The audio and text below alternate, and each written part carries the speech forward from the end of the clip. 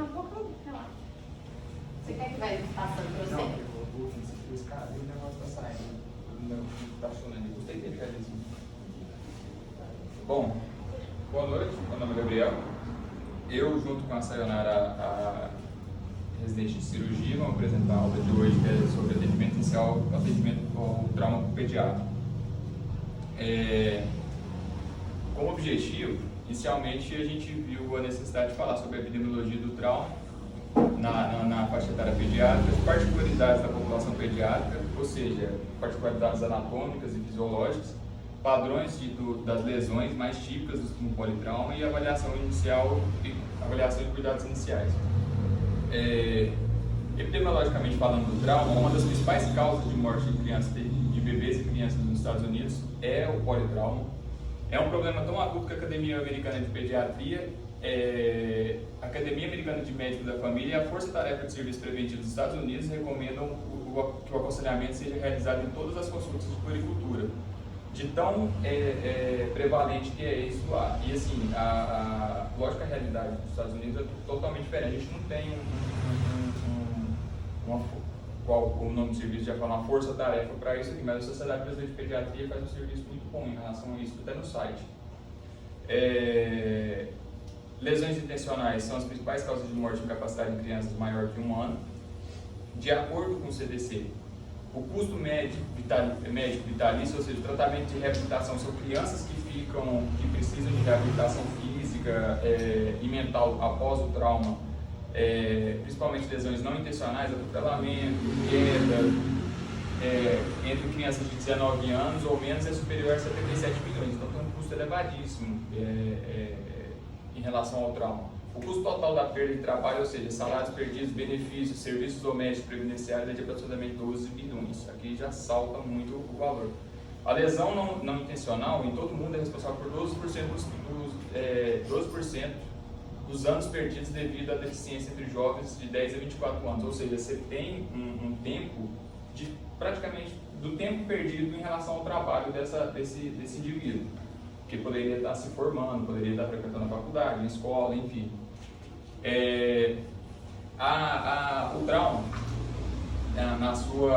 aqui é uma mistura de epidemiologia e fisiologia, ele tem uma distribuição trimodal para óbitos na faixa etária pediátrica. O primeiro pico de morte ocorre nos segundos e também na faixa etária adulta, não foge dessa sequência. O primeiro pico de morte ocorre nos primeiros segundos a minutos, imediatamente após a lesão, e nesse caso aqui somente a prevenção pode afetar essa mortalidade, o uso de cinto de segurança, o benjaminzinho da tomada, que é o choque elétrico, colocar grade nas escadas para não ter queda de altura maior do que 2 metros, de 1 a 2 metros.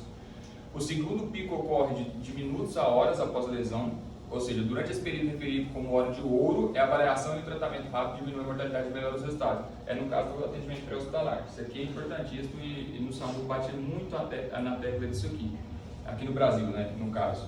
Que é a hora de ouro para você chegar em um trauma que tem um potencial de gravidade grande. E o terceiro pico é quando o paciente normalmente já está hospitalizado, que ocorre de dias a semanas após a lesão inicial devido à infecção, podem ser múltiplos de órgãos, enfim, dependendo de como for o trauma, dependendo do manejo do trauma. E os cuidados definitivos em um centro de experiência e recursos pediátricos mitigam essa mortalidade tardia. Lá nos Estados Unidos eles dividem no caso da pediatria, entre PTI 1, PTI 2, PTI 3. Do PTI 2 para frente já tem cirurgião pediátrico no serviço. Aí tem cirurgião neurológico com especialidade pediátrica, enfim. Um trabalho, ficou ruim de ler, mas esse trabalho aqui são de brasileiros.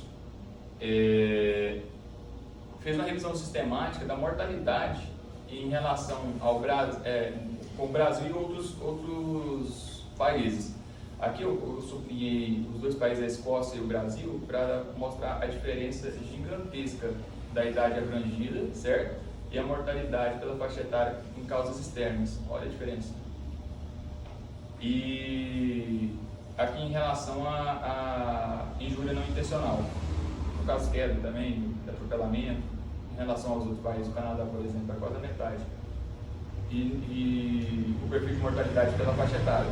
Você pode ver que tem pico de mortalidade entre menor que 1 ano e de 10 a 14 anos. Isso aqui, no Brasil, necessariamente é tido por acidente automobilístico e aqui por quedas. Acompanha mais ou menos os Estados Unidos. Os Estados Unidos, vou mostrar a seguir, aqui também, ó, acidentes principalmente de pedestres, né, acidentes relacionados a transporte, principalmente em casos de pedestres, a criança sendo pedestre, e aqui menor que 1 ano, situações que causam a dificuldade respiratória, corpo estranho, trauma que acomete a via aérea superior.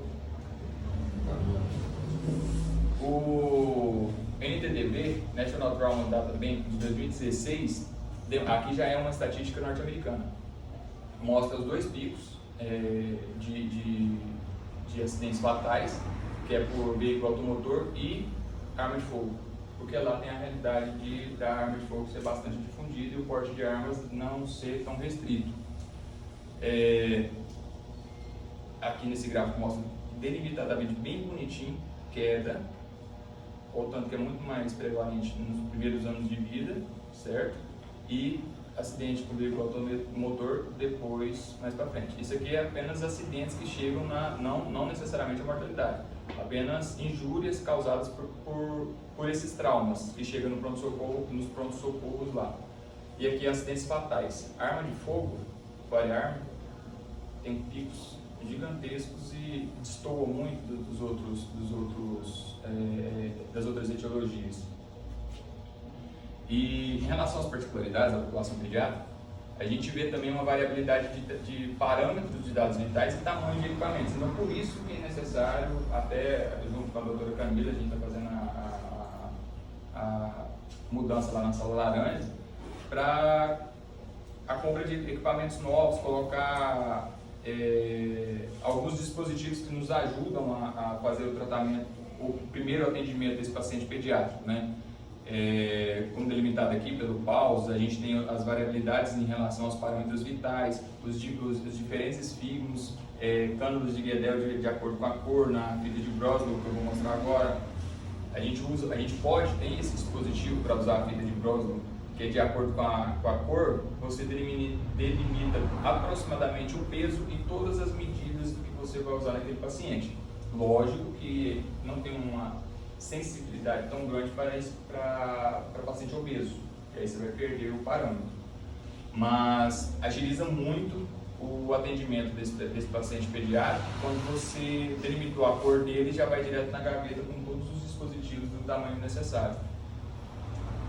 Aqui eu até coloquei um vídeo.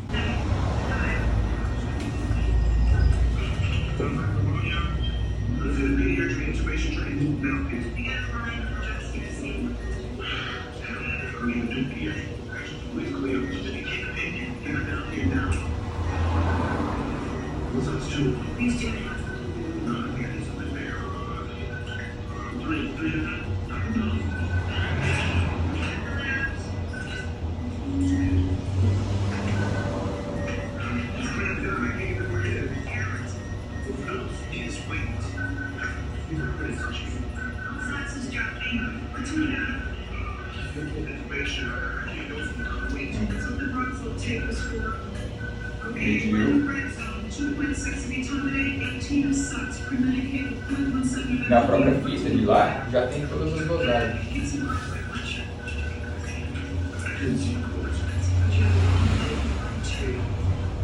Certo. O que é importante a gente pensar sempre no primeiro atendimento? Os achados físicos que estão associados fortemente a lesões críticas, ou seja, abaixou um ponto no Glasgow, já pode começar a pensar que tem alguma coisa. A criança dificilmente perde algum movimento, alguma coisa, a não ser que seja RN, né? Que você já vai perder um pouco a motilidade dela, que ela não anda.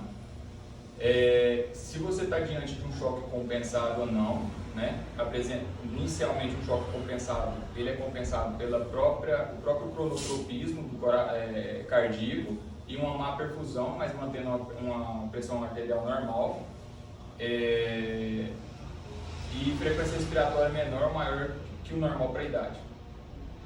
Outra coisa, lesão, tipo de lesão, trauma nas vias aéreas com desconfortos respiratórios, sensibilidade anterior no pescoço ou deformidade, trauma torácico com taquicardia persistente, sensibilidade torácica, deformidade do pescoço com desconforto respiratório, sensibilidade abdominal, distensão com taquicardia persistente. Isso aqui é difícil avaliar, porque criança não é muito difícil de te dar esse feedback. Uma fratura pélvica com 2 ou mais fraturas proximais em ossos longos, também é um trauma importante. Você precisa de uma cinética do trauma, você precisa de um mecanismo de trauma muito grande para gerar essa fratura. Lógico, também amputação proximal de pulso ou tornozelo, de extremidades, né, de membros, extremidades esmagadas, mutiladas ou deslobadas, fratura de crânio aberto ou deprimida. Isso aqui também é importantíssimo. Se teve fratura de crânio, principalmente se estiver aberta ou se estiver com abaulamento, é grave, muito grave. Paralisia de algum membro, de alguma região do corpo ou trauma penetrante, em qualquer gravidade. A outra coisa é os mecanismos que estão ligados ao aumento de lesão. Sempre que a gente faz o ABCDE, vou pular uma parte aqui já para iniciar, a gente vai fazer o ABCDE, depois do amplo a gente faz uma avaliação secundária, mas no E a gente já faz a exposição e já pergunta como é que foi a cinética do trauma, o que aconteceu. O que aconteceu? Ah, ejetou do automóvel. Você pode saber que esse é um trauma grave, muito grave. Para ser ejetado pela janela, principalmente dos veículos aqui no Brasil, que eles são menores, morte de outro passageiro no mesmo compartimento do veículo, lógico também. Capotamento, acidente com automóvel de velocidade inicial maior que 64 ou uma deformidade. Isso aqui está errado, isso aqui traduziu errado. Não vou lembrar o que é. Intrusão de compartimento de passageiros, ou seja, teve alguma coisa que entrou no compartimento do automóvel ou do veículo que estava. Isso aqui não era nem caso de moto, né? Porque no Brasil tem muita moto, não tem nem compartimento para proteger. O tempo de remoção desses pacientes foi maior de 20 minutos. O acidente com motocicleta, no caso, maior do que 32 km por hora, né? E lesão de pedestre, pedestre jogado ou atropelado, lesão entre automóvel e pedestre, ou seja, pressionou, né? Em até 8 km por hora, quedas, o adulto no caso seria 6 metros e criança 3 metros, ou seja, que eles vão de escada de casa de sobrado já é um trauma associado a auto de lesão. E qualquer tipo de lesão penetrante. Aqui eu deixei a meta de avaliação, porque senão ia ficar muito grande. Vai estar no final do slide, para vocês verem o tempo de avaliação de até 1 hora, de 0 a 5 minutos, de 5 a 20 minutos, de 20 minutos a 60 minutos. As metas que você deve cumprir, pegar acesso venoso, enfim. Eu deixei o QR Code, eu vou colocar de novo no final da aula para vocês verem. Em relação à avaliação inicial, sempre inicial e secundária, a gente faz a ABCDE e o ampla, que confere, ver se o paciente tem alergia, medicamentos que ele usa ou usou antes daquele trauma, passado do médico no caso da pediatria, nem tem passado no obstétrico, últimos líquidos e refeições que ele ingeriu, porque às vezes assim que vai abordar, precisa já ter essa informação. E o ambiente, qual foi a cinética do trauma.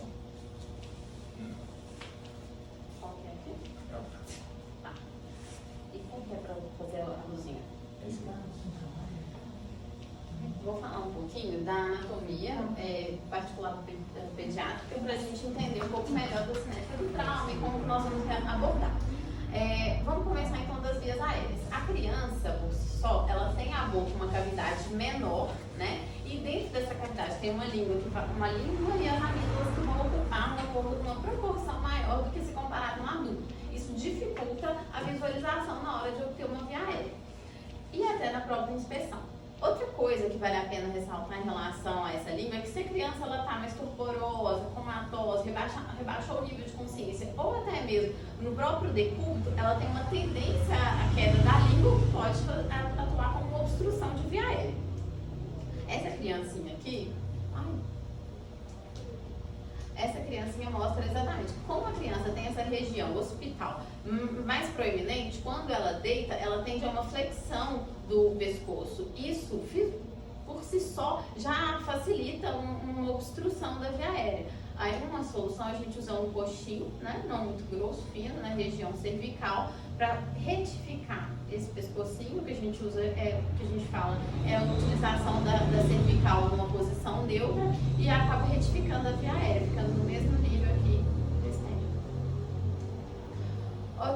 Aí a gente vai descendo.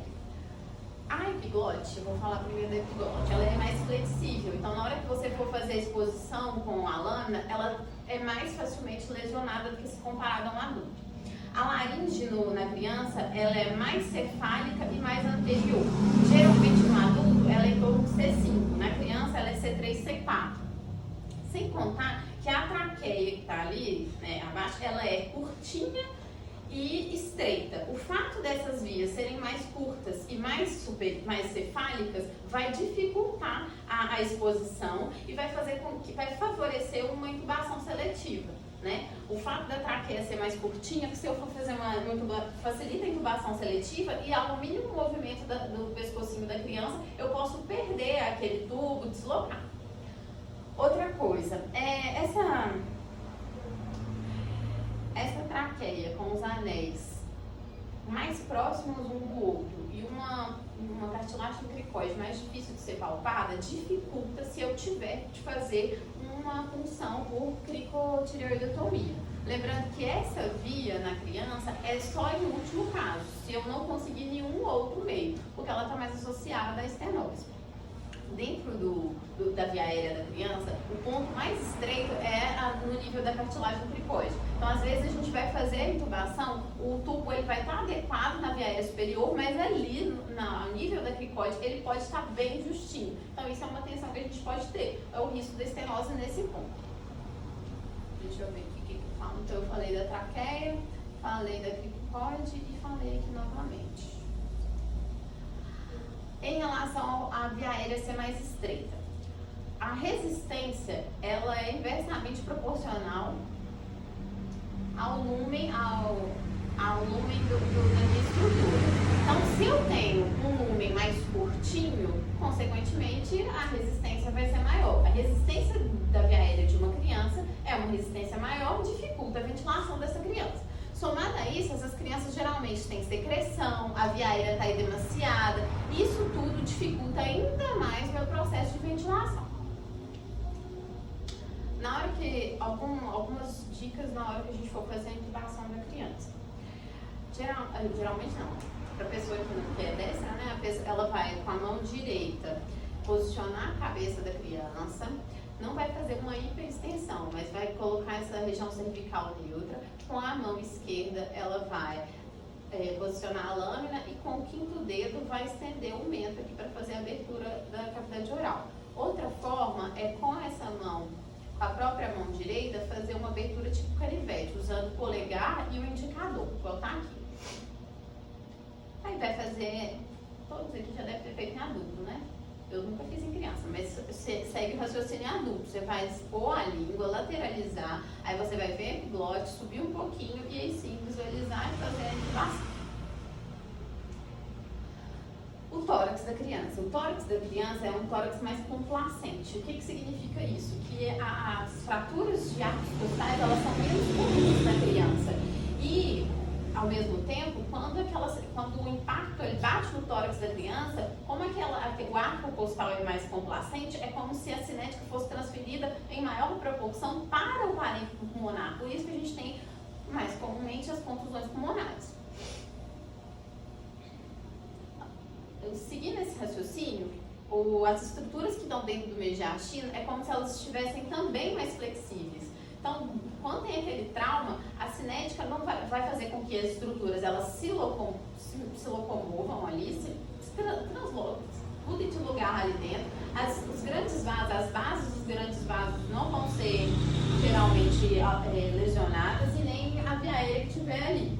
Mas, se eu tiver associado um pneumotórax hipertensivo, esse pneumotórax vai deslocar esse mediastino, porque esse mediastino está flexível, vai dificultar o retorno venoso e vai piorar, vai aumentar as repercussões cardiorrespiratórias associadas ao pneumotórax hipertensivo.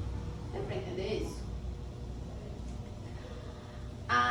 o cérebro, a cabeça. Como a criança, né, ela ainda está imatura, os ossos estão imaturos, as suturas estão abertas, o espaço subaracnoide, ele tem mais espaço, é como se eu tivesse mais espaço para sangrar.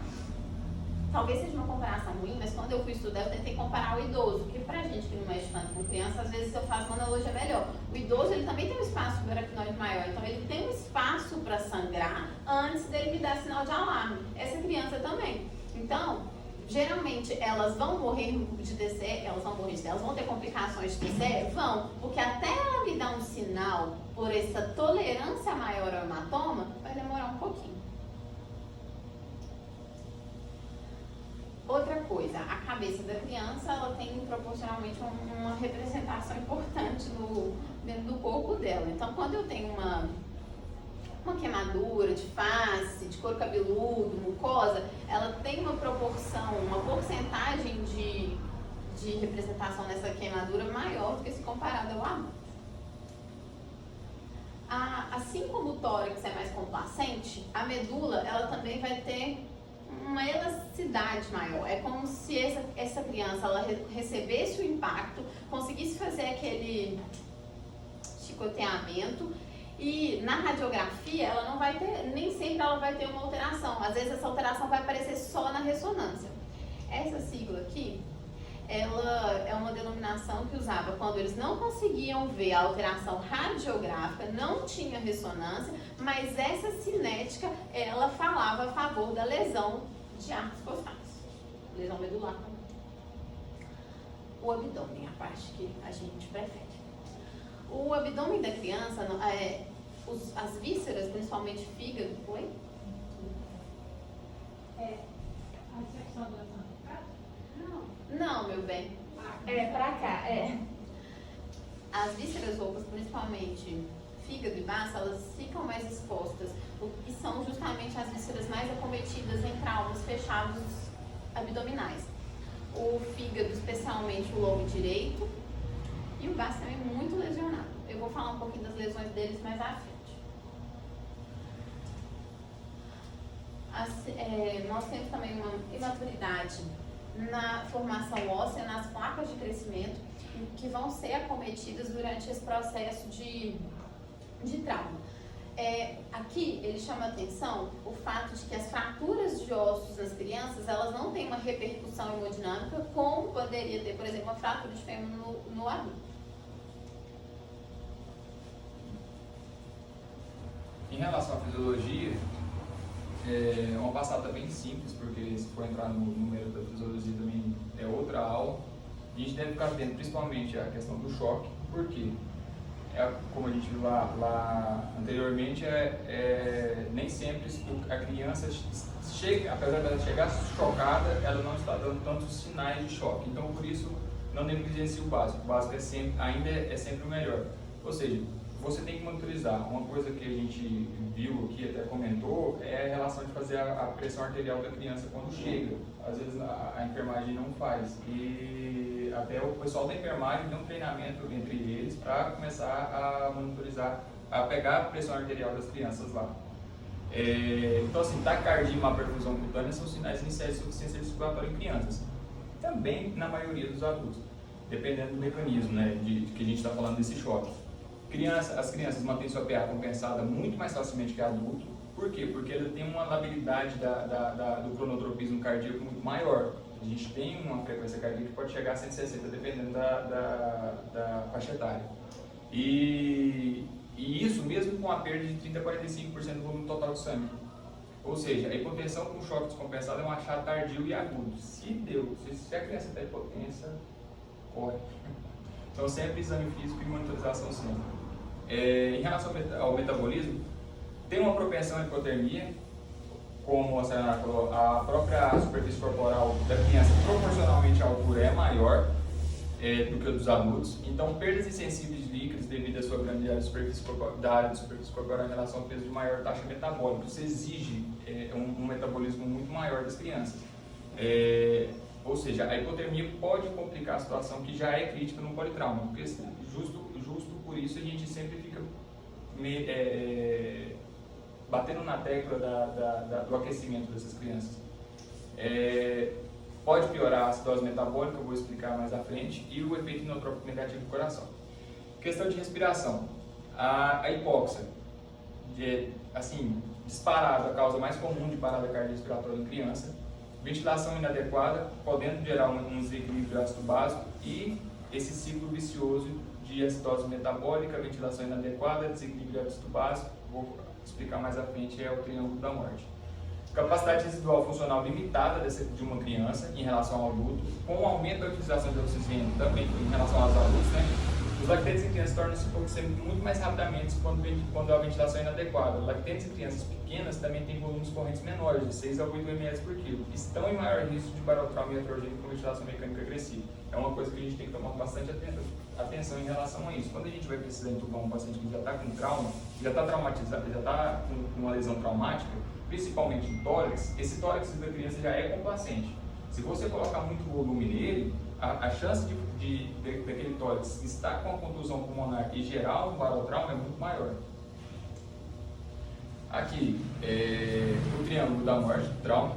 Uma perda severa de sangue leva a hipotermia, a distúrbio de coagulação, coagulopatia, aumenta a liberação de ácido lático no sangue, gerando uma acidose metabólica e diminuindo o débito cardíaco.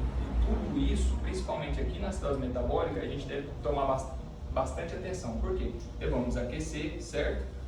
Quando necessário, repor volume, inicialmente o que você tiver de volume, ringer, fisiológico, algum cristalóide, e posteriormente até sangue.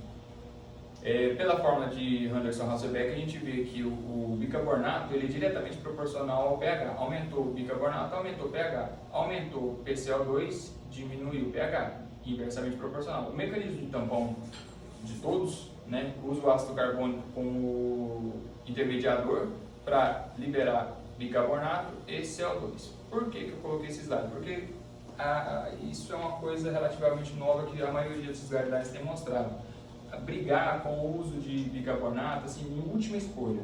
Por quê? Quando você usa o bicarbonato, você libera CO2, sério. Isso é um paciente que já está com uma acidose metabólica. Ao fazer o bicarbonato, inicialmente você vai melhorar uma gasometria, vai ficar linda a gasometria, mas vai gerar uma acidemia paradoxal mais à frente. Por quê? Depois você vai ter que lavar o CO2. E essa criança, às vezes, com trauma de tórax, está com lesão pulmonar. Pronto, aí você entrou num ciclo vicioso que pode gerar a morte dessa criança. Então, sempre pensar em tratar a acidose metabólica por outros meios, fazendo volume, melhorando esse metabolismo, melhorando esse aporte energético dessa criança, fazendo a liberação de dieta precoce, mais precoce, quando possível, e melhorando parâmetros ventilatórios para lavar o próprio CO2. Então, assim, a abordagem inicial. Aí agora a gente vai entrar na abordagem direcionada. A gente inicialmente estabelece a monitorização contínua, o suporte de oxigênio e o acesso venoso, que a gente já tinha até citado antes, né? E vamos seguir o ABCDE. A gente vai devagar, não vou ler isso aqui, não, que a gente vai falar de todos. A via aérea. Então a gente já entendeu quais são as particularidades da via aérea da criança. É uma via aérea mais difícil, sim. Né? Mas a gente primeiro tem que entender quando que eu vou ter que fazer uma via aérea definitiva. Essa criança está com a via aérea obstruída, quais são os sinais que eu vou observar? Uma criança ela pode estar porosa ou ela pode estar agitada. Essas duas coisas podem me demonstrar que ela está com uma obstrução de via aérea. A criança pode estar com estridor, ela pode estar com sinais de esforço respiratório, taquipneia, batimento de aleta. Então tudo isso tem que servir de alarme para eu fazer uma avaliação, uma inspeção, ver se eu tenho alguma fratura, se eu tenho algum corpo estranho, se eu tenho alguma possível lesão que justifique aquela obstrução. Não tem uma lesão aparente, não tem um corpo estranho aparente que eu tenho que retirar, eu vou optar pela via aérea. Pode ser que no princípio ela não me demonstre nenhuma alteração, mas eu preciso reavaliar. É igual o Gabriel falou no início. A gente precisa avaliar várias e várias vezes, porque é dinâmico. Aquela criança vai mudar durante a sua avaliação e provavelmente inúmeras vezes. Beleza, associada a essa obtenção da via aérea, eu tenho que pensar também nessa coluna cervical. A minha ideia é manter essa coluna cervical numa posição neutra. Quando que eu vou pensar em um colar cervical para a criança?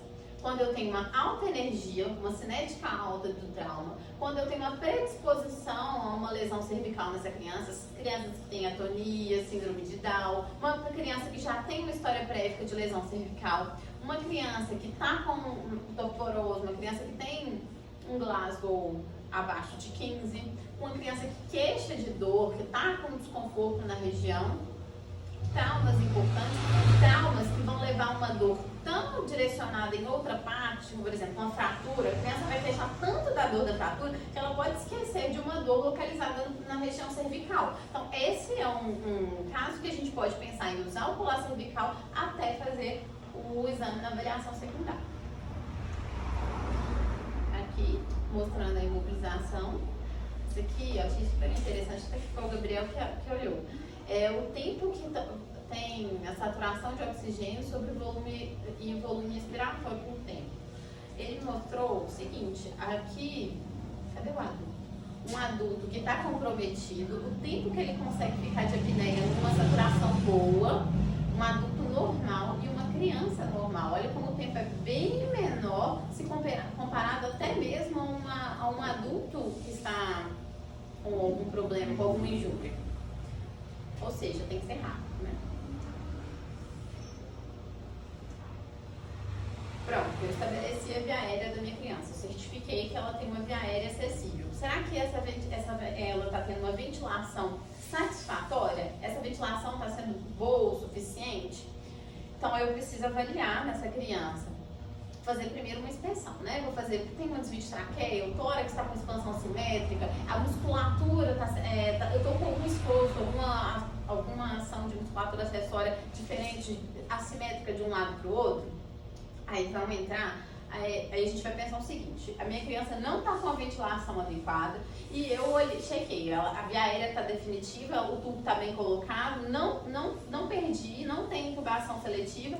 A principal causa de uma ventilação não satisfatória associada a uma via aérea bem definida é o pneumotórax. O pneumotórax, né, é o acúmulo de ar na cavidade que pode cursar com pneumotórax hipertensivo e acabar com um quadro de insuficiência respiratória. O que eu faço com o pneumotórax hipertensivo? O que vai me chamar a atenção para ele, né, e quais são os sinais clínicos? Essa criança vai ter uma diminuição do murmúrio vesicular, pode ter um hipertimpanismo e pode ter também enfisema subcutâneo. É muito importante porque o pneumotórax hipertensivo ele precisa ser de diagnóstico clínico. A gente não pode esperar um exame de imagem, uma radiografia que seja para diagnosticar. Por quê? Se ele estiver com pneumotórax hipertensivo, ele pode evoluir com insuficiência respiratória rápida. Então eu vou precisar de tomar uma atitude diante daquilo, que vai ser a toracocentese. Aí eu estava dando uma lida, inclusive, talvez seja uma dúvida que eu mesma vou levantar no final. Eu não vi muito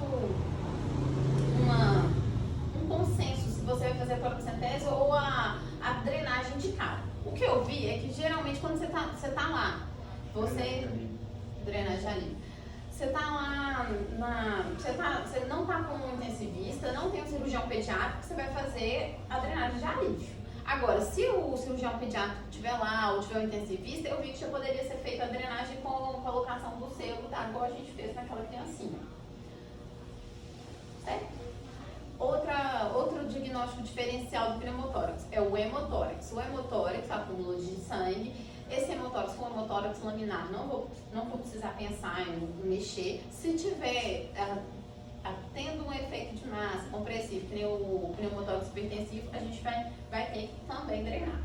Outro diagnóstico diferencial é o tórax instável. O tórax instável, quando a gente tem a fratura de arcos costais conjugados, vai desenvolver a respiração paradoxal, porque quando eu faço a inspiração, o tórax expande e a região da fratura ela retrai. Qual que é o tratamento disso? É potencializar a ventilação e fazer analgesia para aquela criança. E tem pneumotórax com a ferida aberta, né? A ferida aberta ela vai me preocupar quando? quando o diâmetro dessa ferida for maior do que o diâmetro da traqueia, porque aí o ar vai entrar por onde é mais fácil. Aí sim vai atrapalhar minha ventilação. O que eu vou fazer diante disso? Vou usar o curativo de 3 pontos e vou potencializar minha ventilação. Essa ferida pode ser abordada depois cirurgicamente. Então, as imagenzinhas do pneumotórax, do tórax instável, do pneumotórax e do pneumotórax. É bonitinho, né? Sabe, pediatra. Nossa, tô até com medo. Aí, vamos lá. Essa parte até o Gabriel já falou bem dela, que a gente tem que avaliar a perfusão, que a frequência cardíaca é um sinal de alarme bem antes da pressão, né? Por quê? Porque essa fibra miocárdica, ela não está madura, então a capacidade dela de aumentar o débito não vai ser tanto pela força da fibra, mas sim pelo aumento do débito cardíaco. Por isso que a frequência cardíaca é o sinal de alarme pra gente, antes mesmo da hipotensão. Uma alteração que a gente pode ter no tórax associado ao trauma é o tamponamento cardíaco, que é muito difícil, é um diagnóstico difícil de ser feito clinicamente, né? Sinais clínicos seriam hipofonese de bulhas, aumento da pressão venosa com agitamento de vasos e diminuição da pressão arterial. É difícil, então o que a gente faz? A gente utiliza do FAST, né? Ultrassom à beira de leito, que facilita muito a nossa vida. Outros sinais de choque, a gente vai ter que pensar o quê? A gente vai ter que pensar em outros lugares de sangramento. A bacia está estável, o tórax tem alguma outra ferida exposta, eu tenho alguma ferida em algum outro lugar, eu tenho alguma lesão abdominal, alguma cicatriz, entra um pouco na exposição, né, no tem alguma cicatriz traumática. Eu ia falar da lesão do baço e do fígado aqui, porque eles podem causar sangramento, mas desde que seja um trauma fechado, o que a gente tem estabelecido hoje é que prefere ser medida conservadora, desde que essa criança esteja num lugar que ela possa ser monitorada 24 horas, que ela tenha uma equipe que possa intervir a hora que ela complicar. E isso. Quais são os indícios de uma criança que uma criança vai ter que fazer uma laparotomia de urgência? Se ela estiver instável, se ela tiver com sinal de pirulho peritônio, com sinal de peritonite, ou ainda se eu tiver feito 40 ml quilo dia de transfusão sanguínea e ela não tiver tido resposta. Aí eu tenho sim que fazer uma laparotomia, eu vou abrir mão do minha conduta conservadora. Os outros tipos de sangramento que eu falei. Isso, agora vamos o neurológico. Essa parte eu achei super interessante, até uma tabela que o Gabriel colocou lá no início. Depois vocês vão ver isso, vocês vão saber muito mais que eu. Que é a escala de Copa de Glasgow direcionada para a criança. Porque eu falei assim, gente, como é que avalia um menino no trauma? Então não vou ter nem noção. Então a pupila a gente vai avaliar, é uma coisa mais direta, mas lá vai falar da resposta verbal, como que essa criança vai estar chorando, ela vai estar irritada, ela vai estar gemente, ela vai fazer barulho só em relação à dor, ela chora com estilo doloroso ou ela geme com estilo doloroso, né? Se ela está agitada ou não, a gente vai avaliar com essa adaptação e avaliar também a pupila. Essa imagem aqui, ela vai nos guiar um pouquinho em relação às lesões de tronco. Desde reflexo pupilar aos outros reflexos, óculo cefálico, reflexo boliano. E à medida que esses reflexos vão se tornando positivos, eu vou tendo perdas do meu tronco. Aqui principalmente o mesencéfalo pontibulo é uma imagem que também é usada por intensivistas e cirurgião e neurologista para fazer morte cefálica. Ou seja, eu acho bacana essa imagem porque delimita muito bem o trauma, onde a lesão fica grave em relação àquele indivíduo na anatomia do tronco cefálico.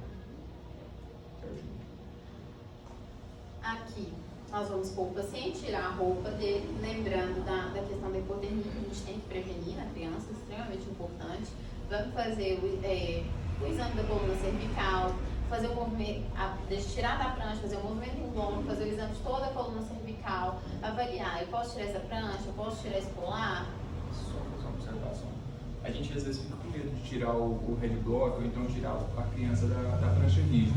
Mas sempre que possível, depois de examinar, depois de não ter visto instabilidade cervical, não ter visto dor, viu que o mecanismo do trauma não foi tão grave, é importante tirar o head block, às vezes você pode até deixar o colar cervical para manter o alinhamento cervical em relação à cabeça e tórax.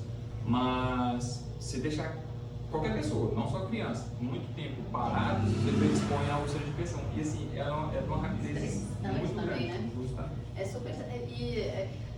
Até o TLS tem que falar, você não precisa de esperar exame de imagem para tirar a prancha.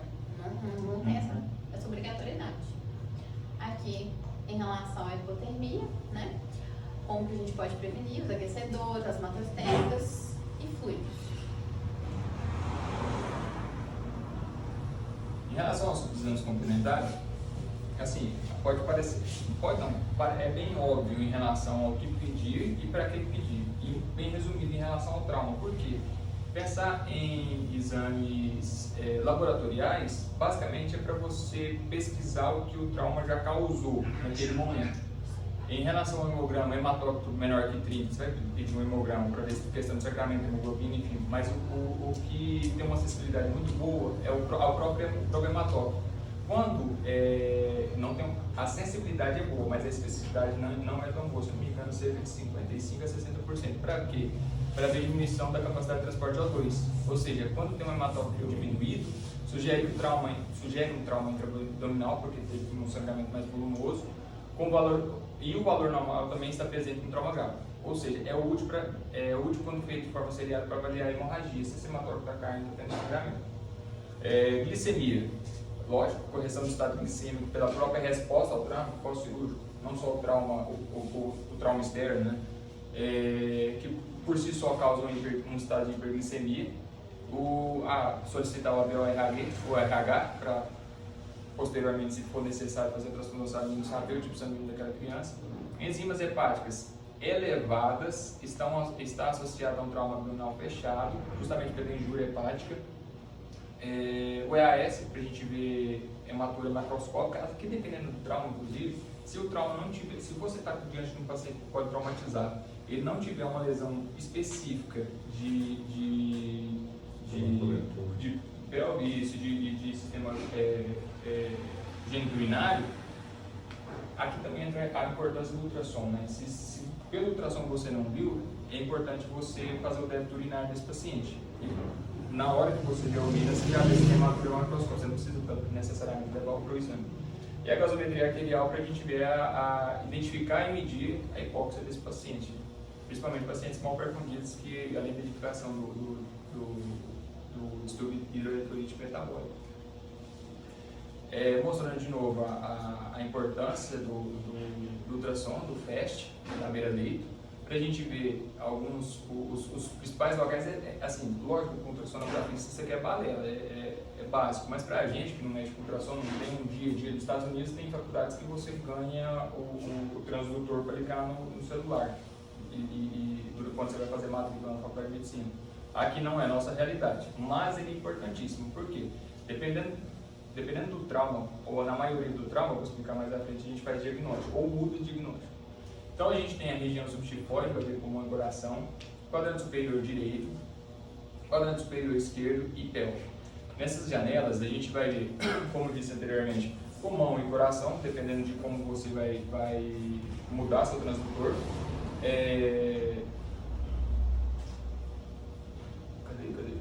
Aqui, fígado e rim direito, fígado e baço e rim esquerdo, bexiga, aparelho geniturinário por um todo, lesão, na pelve a gente vê também, tem mulher que pode ter lesão de artérias uterinas, lesão de ovário.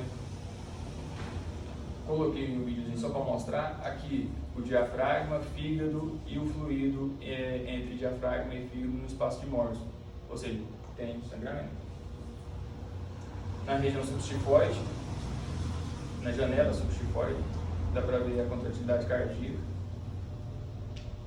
Aqui você vê tamponamento, tá vendo aqui? Líquido em espaço pericárdico. Então, assim, um dos maiores estudos da atualidade, que é mostrando a performance do FAST para lesões abdominais, no paciente traumatizado instável, ele é importantíssimo para detecção de líquido intraperitoneal secundária à lesão intraabdominal, pneu, hemo, tórax ou hemopericárdio, certo? Paciente instável, isso aqui é importante. Por quê? Nessa meta-análise, que fez uma revisão de 25 estudos, mais de 3.800 crianças feridas estáveis utilizaram FAST, e esse FAST teve acessibilidade de 66% e uma especificidade de 95% para a detecção hemoperitônica, usando, ou seja, comparou o TC e o FAST. Então, assim, você pode ver que a sensibilidade em crianças estáveis é baixa, 66%, certo? Então, pela baixa sensibilidade, crianças hemodinamicamente estáveis, de novo, as estáveis com probabilidade pré-teste moderada a alta de lesão intraabdominal justifica o TC abdominal. É aquela história que a gente vê lá da faculdade. A criança está estável, manda para TC. O ultrassom foi feito para agilizar. Se ele for atrapalhar seu diagnóstico, você vê que você está precisando fazer outras medidas, ABCDE, você precisa de via aérea, você precisa de atuar no cardíaco, larga o ultrassom por enquanto. Vai fazer volume, vai procurar sangue. Esse outro estudo, observacional retrospectivo, não teve tanta qualidade, mas ele chegou à conclusão que, vendo 354 crianças com trauma torácico fechado, 14% com lesão abdominal, o FAST combinado com um exame físico, tinha até que grifar isso aqui, eu esqueci, teve uma acessibilidade de 88% e um valor preditivo negativo de 97%, ou seja, para descartar lesões com trauma torácico fechado.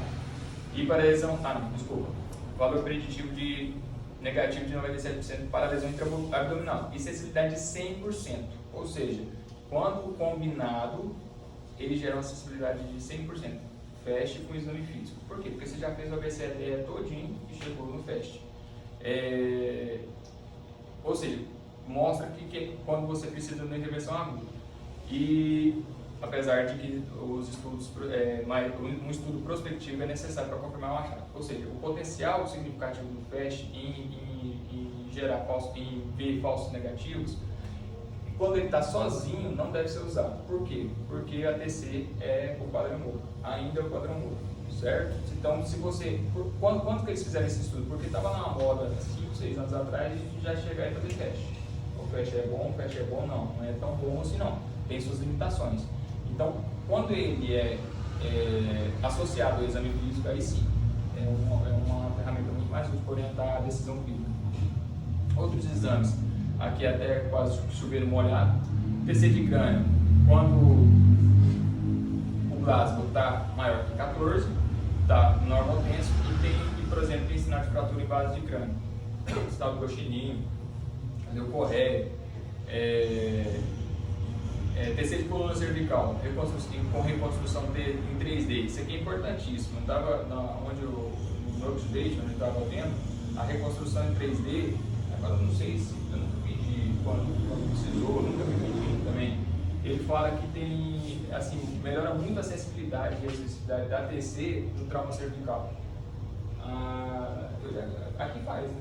Você pedir a TC, ele já faz. Você pede a TC, eles vão fazer. E depois você pode pedir para eles reconstruírem em cima, entendeu? Que é uma dúvida que eu fiquei. Você precisa pedir direto. É. Aí, por exemplo, se ele tiver, o neuro vai olhar, tiver uma suspeita que pede para reconstruir. Já vi, já. Mas por que isso? Porque tem uma exposição de alta radiação, certo? A raio-x, e a gente pede quando o raio-x de coluna cervical, quando o raio-x, mesmo em 3 visualizações e perfis são inadequados, os achados são suspeitos em raio-x, você fez um raio-x e ficou uma suspeição alta de fratura de corpo vertebral e deslocamento de vértebra. E a TC de abdômen com contraste, Sim. eu já sofri, não é nenhum. É a técnica preferida para detectar lesão de trauma fechado. Aqui eu deixei o material anexo, se vocês quiserem tirar foto para fazer o QR Code, vai aparecer o manual, as atualizações da Sociedade Brasileira de Pediatria.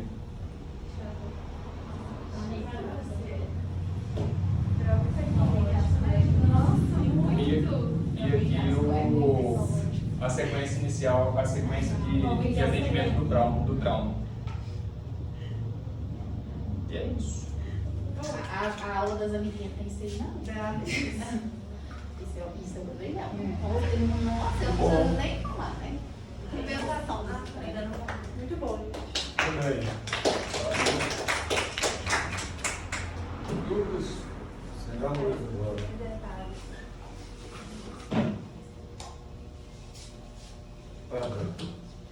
Parabéns, meninos. Aula muito boa, muito completa. Vocês se ficaram empolgados com o tema, fizeram direitinho, a apresentação foi muito boa dos dois também, entendeu? Eu achei de tudo assim que vocês falaram, algumas coisas me chamam a atenção, porque às vezes, principalmente para o pessoal da pediatria, não tem ainda muita mão de atendimento do politraumatizado.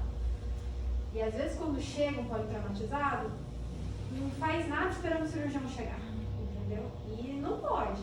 Quem está na porta tem que saber atender. O cirurgião às vezes não vai estar lá, às vezes não vai ter cirurgião. Então, quem está na porta precisa ter essa noção desse primeiro atendimento. Coisas básicas, do tipo, não deixa a criança ou adulto, qualquer um, na prancha 3 horas. Né? Porque aí você está cansado de ver. Né? Outra coisa que eu acho que a gente tem que pegar muito em cima disso, chega um politrauma, alguma coisa assim, precisa de um acesso central. Acesso central não é o primeiro acesso no politraumatizado. A gente vai ter que ter outro acesso antes de ter um acesso central. Seja ele no periférico ou na criança, seja intraósseo. Então, a gente tem que saber alguns detalhes desses que quem está, o plantonista da porta, vai ter que tomar as providências, né, antes da avaliação do cirurgião propriamente dito. Como a Sayonara falou, hoje em dia a tendência do atendimento do politraumatizado, principalmente do trauma abdominal fechado na criança, é o tratamento conservador. A cirurgia pediátrica é a pioneira em fazer tratamento conservador, principalmente de baço e fígado. Começou a se pensar em fazer tratamento conservador de lesão espleica pela cirurgia pediátrica. O que o pessoal da cirurgia geral faz hoje foi baseado nos estudos anteriores da CIP. E a gente vê que, na grande maioria das vezes, funciona muito bem esse tratamento conservador, contanto que, como a Sayonara disse, essa criança consiga e possa ficar num ambiente monitorizado 24 horas, ou seja, na UTI, com um médico 24 horas e com uma equipe cirúrgica pronta para entrar, né, para uma cirurgia a qualquer momento, se ela descompensar. Na minha residência de cirurgia pediátrica, eu peguei um trauma espleico grau 4, que esse dia eu truquei, eu falei, não vai. Eu falei assim, eu abri, meu chefe falou, não vou abrir. E ele não abriu, a criança saiu. Certo? Então, grau 4, qualquer cirurgião geral ia fazer uma esplenectomia de cara, né? E não abriu, e a criança ficou bem, ficou internada, ficou tantos dias, não precisou fazer cirurgia, saiu super bem, tá certo? Então, a gente tem essa grande vantagem, assim, de sermos os pioneiros desse tratamento conservador, é algo que a gente tem mantido. Com relação à tomografia, também, eu acho que sempre que o paciente estiver estável e tiver qualquer suspeita de dor abdominal, eu acho que vale muito mais a pena a tomografia do que o ultrassom. Se for um abdômen tranquilo, às vezes você não vai precisar pensar nisso, né? Como você falou, um bom exame físico com ultrassom vai te excluir quase que 100% da lesão. Agora, se você tem uma dor abdominal, né, ou uma cicatriz, um trauma visível ali na região, acho que sempre vale a pena tomografar. Só interrompendo um pouquinho, eu conto nos dedos, eu acho que eu já peguei no ultrassom para fazer o PET umas 5 vezes. A última foi comigo. Lembra, doutor? A o TCE. Assim, não é. Parece, a gente tem um bloqueio com ultrassom, não é tão difícil. Lógico que a gente não tem habilidade como radiologista, mas eu acho que a gente viu tudo, não viu? Deu pra ver tudo, assim, não dá pra futricar, não dá pra fazer. Você precisa ver o que você precisa ver. É 4 precisa janelas. Isso. Vai te fazer. Vai buscar outras alterações de lesão, você não vai. Não é a função do exame. Mas se a gente treinasse mais, eu acho que a gente ia conseguir tranquilo. Mas é tudo questão de Desde na geral, a gente já faz. tudo questão de prática.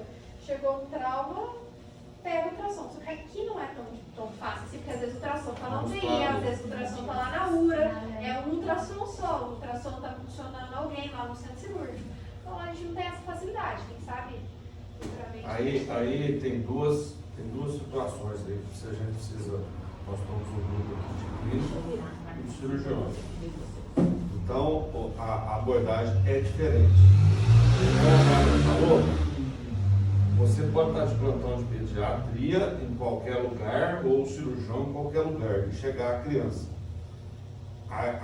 Fundamental, porque às vezes, dependendo da gravidade do acidente, às vezes vai chegar o cirurgião que está aqui de plantão antes de chegar o pediátrica. Nós somos especialistas, nosso plantão é de sobreaviso, nós estamos operando no Hospital São José, seguro que eles vão chamar o pediatra que vai estar atendendo a sala laranja, vai atender e vai chamar o cirurgião que está aqui. O cirurgião geral, vocês estão aqui. Como é que nós vamos largar no meio da cirurgia para ir fazer um atendimento? Então, isso tudo, essa visão é importantíssima. E não fatiar o paciente, né? Olhou isso aqui, não, isso aqui é da ortopedia. Isso aí é da meu. Isso não é meu, não. Não é meu. Não podemos fazer isso. Né? Porque muitos especialistas, não estou falando mal de ninguém, mas tem essa visão. E nós que tratamos criança, nós não podemos ter essa visão de jeito nenhum. Por isso, a minha briga passada de cirurgia de tórax, fazer cirurgia de coisa que tratar criança. Quem trata criança é quem tem formação para tratar criança. Não posso vir aqui ver só a cabeça do paciente e esquecer o resto. Posso vir ver só a fratura da perna aqui e o menino está morrendo a outra coisa. Quem trata de criança tem que ver a criança como um todo. Você não vai definir para fazer as outras coisas, porque tem cada sua área, mas você tem que ver a criança como um todo. Isso é importantíssimo. Essa ideia de que a criança... Por quê? Porque as coisas elas evoluem mais rápido. Então, às vezes, uma corte na cabeça ali, que eu não sou da cabeça, chamo da cabeça, está sangrando, tanto que vai chocar a criança. Né? Então, a gente tem que ter essa visão. Não podemos fatiar a criança. Isso é só de um, isso é só de outro. Principalmente o pediatra, que vocês vão atender as crianças todas e depois, de acordo com a necessidade, vai indicar para o especialista depois. Isso tem que saber tratar a criança como um todo. Importante demais, hipotermia é fundamental. Hoje nós temos o SAMU, que já foi uma revolução, vocês são mais novos, vocês não imaginam como que era chegar aos pacientes gelado aqui, sem acesso nenhum, embolado em um fusquinha, parado na porta, tirava e esticava para ver como que é. Então, de certa forma, os pacientes já chegam até certo ponto, um acesso, já vi casos chegar aqui, pneumotórax fechado, que fizeram a punção, né? E é importante os pediatras ter noção de aprender algumas, vamos dizer, intervenções, acesso, punção, uma imobilização de uma fratura, tá? Até na UTI. Está com pneumotórax hipertensivo lá, você vai ter que funcionar até a gente chegar e ver o que vai acontecer. Tem que saber. Tá? A Bárbara falou muito bem do acesso. Vai correndo alguma coisa, que seja pouco, mas vai correndo. Não vai ter, às vezes, chegar, mas às vezes o acesso nervoso vai demorar demais. Mesmo se vier a gente fazer uma punção ou fazer uma dissecção. Você fazer uma dissecção ou pegar um acesso num paciente chocado, numa parada, é totalmente diferente de um paciente que você vai marcar, vou fazer isso ou aquilo. Foi uma falha em relação ao slide sobre isso. Ele ter colocado na questão do acesso, o acesso venoso preferencial, depois não conseguiu intraósseo, depois você faz o central. Eu vou te falar, eu tinha pensado em falar, mas eu esqueci na hora. Porque o acesso central, principalmente em crianças pequenas, nós estamos em trabalho aí, teve uma experiência boa, bacana lá. Eu não tenho essa experiência de chegar e fazer punção. Entendeu? Então não é todo mundo que tem essa técnica e a experiência de chegar e fazer. Mas fazer num pacientezinho, sob máscara, lá no centro cirúrgico, né, pra gente, já é ótimo, né? Tem uns que é difícil. Agora imagina ser o paciente lá, mexendo, sufocado e tal, na salinha amarela, laranja nossa. Então não é fácil. E aí tem que ter o acesso, tá? Esses cuidados de checar a gravidade, a potencialidade da gravidade e preparar até que chegue o neuro, que chega o cirurgião pediatra. Tem uma dúvida. E só uma coisa. E muito do tema politraumatizado. O que é um politraumatizado? Vocês vão passar na geral o que existe os protocolos. O protocolo é uma beleza, mas o protocolo te gesta assim, ó. E às vezes você não vai estar. Quem passa comigo na UPA vê. Eu não tenho toma, não tem coisa, não tem como eu chegar e fazer. TC de crânio, TC de coluna, tudo, eu não tenho. E vocês muitas vezes não vão ter isso também. Então é o exame, saber o que pode ter lesado. Fundamental, a cinética. Chegar como que estava o paciente na hora que foi pego, que foi trazido. O menino estava andando lá. Porque eu já vi paciente com politrauma que bateu a cabeça assim, ó. Estava andando na rua, janela antiga assim aberta para a rua, bateu a cabeça, ficou 6 horas de observação, paciente xingando, todo mundo queria ir embora, precisava trabalhar. Isso não é politrauma. Certo? Tem que definir muito bem o que é politrauma para a gente saber sair fazendo tudo. Porque aqui vocês vão, na cirurgia geral, aqui vocês vão ver, fazer muito investigação. Não estou dizendo nada contra ter o protocolo, muito pelo contrário, o protocolo ajuda muito, mas tem que ter um bom senso. E aí o bom senso é examinar o paciente, deixar ele em avaliação tudo, para depois reavaliar e ver se realmente vai precisar. Porque senão fica tudo como politrauma, corta lá, corta para cá e faz aquele monte de exame, e na verdade não era politrauma. Tá? E antes do politrauma nós temos que valorizar também aquilo ali, ó. É o que nós mais vemos aqui. É menino que chega com o dedo cortado, menino que engoliu moeda, menino que queimou, menino que foi mordido de cachorro. Então, é o que você falou. Pediatra, quem atende criança, nós temos obrigação de orientar muito. Aqui, a gente não vê tanto como a gente vê na UPA.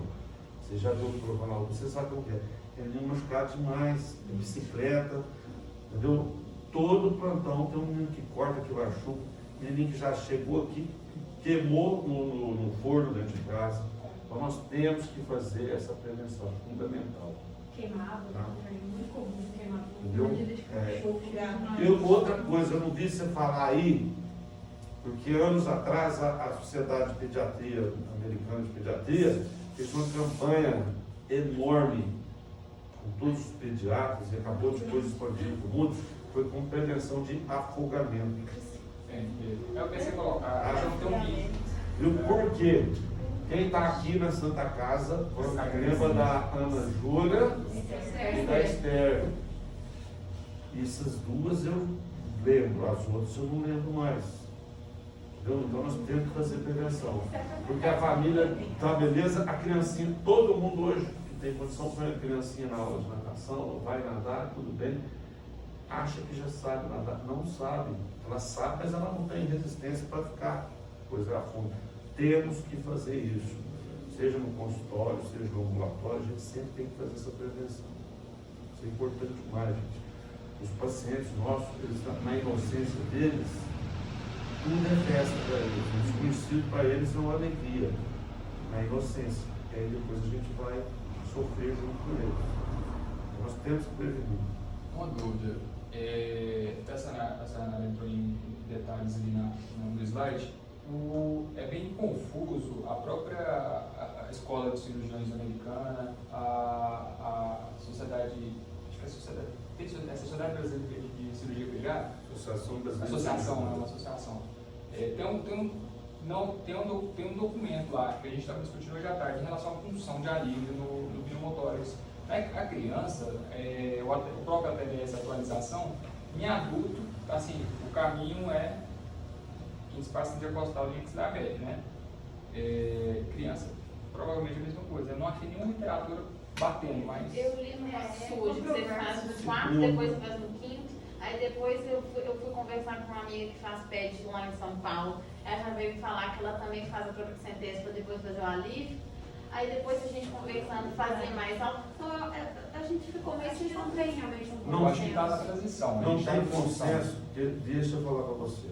O que você faz com uma criancinha de 4 meses não é o que você faz de 4 anos, um de 8 anos. Uma criancinha de 4 meses gordinha é uma coisa. Uma criancinha de 4 meses magrinha é outra. Aí vai muito, lógico, as discussões vão ter padronizado, mas você, isso aí vai ser o bom senso que você vai ter. Porque se você acha um gordinho mais embaixo aqui, talvez você tenha que fazer mais alto. O que você vai ter que avaliar, uma coisa importantíssima, é a sua mão, o seu cuidado funcionando. Tá? E se você funcionou, não saiu aqui, tenta em outro lugar. Qual foi a menininha que a gente fez mais alto para não pegar o fígado, né? Aquela menininha do TI. Então, uma criança menor, se você faz muito baixo, e se ele tiver um pouco distendido, chorou muito, tudo, o fígado dele pode estar lá em cima, já levou o diafragma. Se você fazer baixo, você pode lesar. Então, se você fizer um pouquinho mais alto no pneumotórax, não tem problema nenhum. Tá? Não tem problema. Nós precisamos desse curto espaço aqui, funcionado aqui com gel, até chegar ao cirurgião pediatra. O pediatra funciona. Se quiser, você pôr já no selo d'água, põe um extensorzinho, põe a dele, pronto, vai mergulhar. Você vai tirar da emergência do agudo, do hipertensivo. Certo?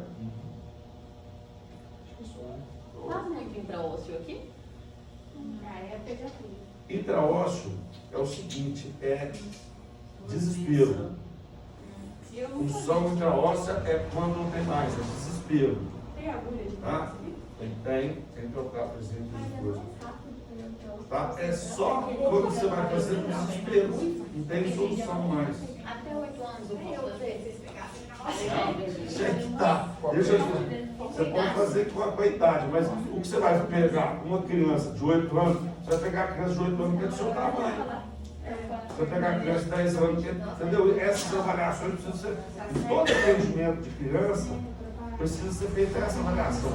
A regra não existe só por idade, só por peso, conformação física que influencia. Você pega uns shotinhos que são fortes, você vai pegar um osso, você não vai passar para nenhuma furadeira. Dependendo de onde ia pegar a ocorrência, assim, do trauma, do paciente que estava ali na cena, a gente já pegava 2 acessos. Acho que 2 de primeira, porque a possibilidade de piorar era grande. Agora, se tiver chocada, você já não está pegando acesso. Né? Ó, eu acho que de tudo aí a gente tirar a aula foi muito bom. O tema é complexo, não tem jeito de ser tudo. É o que a Bárbara falou ali. Não, a maioria das vezes não é chegar e vai direto para a sala de cirurgia. Certo?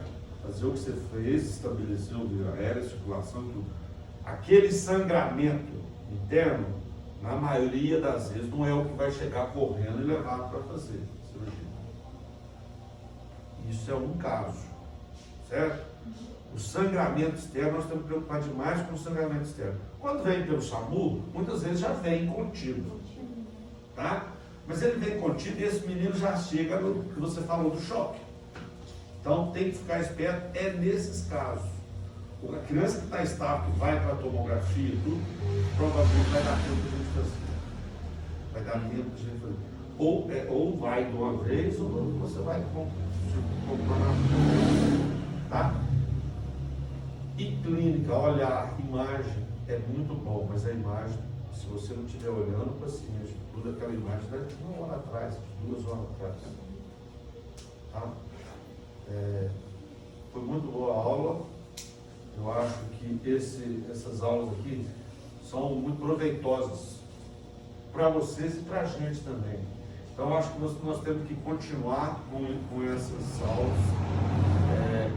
Vocês passando com a gente na pediatria, a CIP, é importante, porque não adianta você ter só a noção de clínica, vai chegar a criança, vocês vão trabalhar. Nós trabalhamos com vocês e vocês com a gente, não tem jeito. O cirurgião pediátrico e a pediatria trabalham junto. Vai ser uma hora que nós vamos precisar de vocês e vocês da gente, e o paciente vai precisar de nós dois juntos. Então é importante demais. E começou esse ano, vamos manter firme essas aulas. Kézia está com a gente, a Priscila, vocês vão ser encarregadas da próxima aula, tá? Nós não temos assim um cronograma, isso nós vamos montar depois, a Bárbara chegou agora, depois de fazer, talvez para o segundo semestre e para o ano que vem, para sempre ter um cronograma. Se vocês tiverem algum assunto que seja de interesse de vocês agora, vocês também podem sugerir, tá? Porque esses temas aí são temas do dia a dia do atendimento aqui, foi a dor abdominal,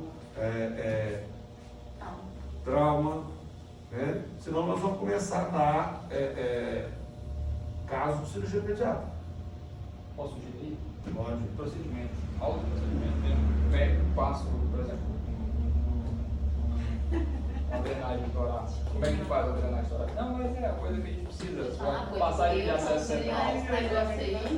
Mas eu acho que isso aí é mais no dia a dia lá.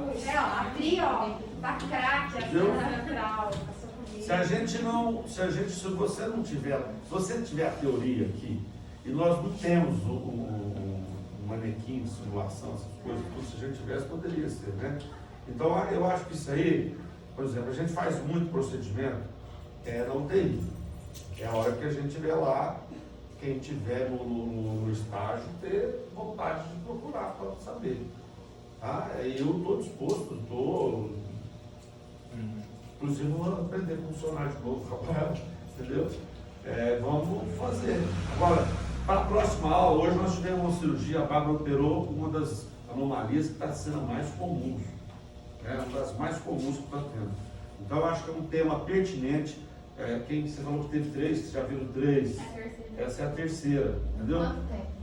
Menos de um ano. Menos de um ano. Então é muito comum, tá? Muito comum. Então, eu acho que para os cirurgiões que estão passando com a gente, hoje você teve a oportunidade, de repente, no segundo semestre vai ter outro, já não sabe quando, é importante saber. E para quem está lá em cima manejando, porque a gente passou uma época que não tinha UTI aqui, que a gente fazia tudo, eu e o Dr. Joaquim. Mas hoje o mundo é impossível.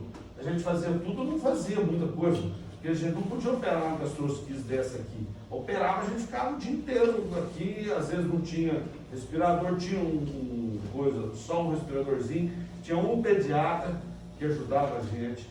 Então, e não dá o cirurgião operar um paciente o dia inteiro, quando é ter paciente 20, 15 dias, não existe isso.